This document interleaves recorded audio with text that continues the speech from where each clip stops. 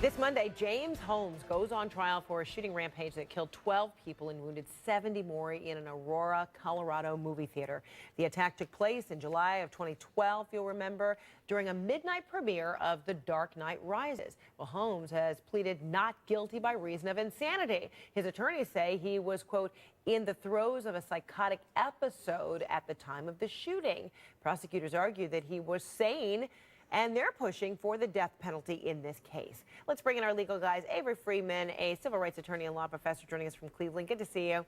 Hi, Frederica. And Richard Herman, a New York criminal defense attorney and law professor, joining us from Fort Lauderdale today. Good to see you as well. Hi, Fred.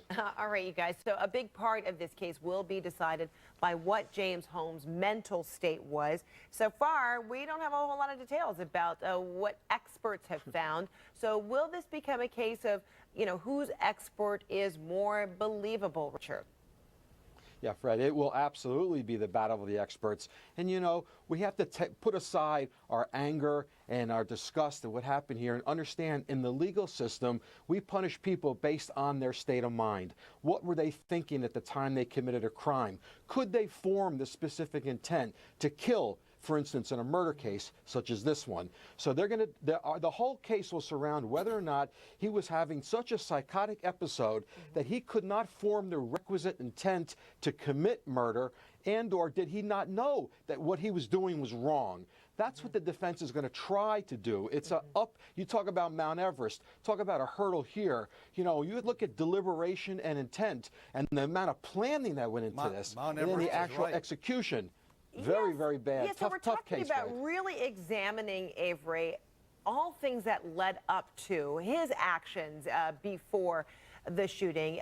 He began stockpiling weapons in May, apparently. He took photos of the movie theater the month before the shooting, and he bought his ticket to The Dark Knight Rises weeks in advance. So at the same time, he's pleading not guilty by reason of insanity, and his attorney saying there was some psychotic episode. But when you look at all of this planning leading up to, does it not sound like he had the wherewithal about his abilities, about intent, all of those things? So might it be difficult for his defense? Well, I mean, it drips in premeditation. Not only do you have the purchase, as you say, of the arms, the ammunition, case in the joint, he actually booby-trapped his apartment knowing that the police would go there and they'd be killed or injured after the incident. The argument here on the insanity plea is it's essentially a psychotic moment.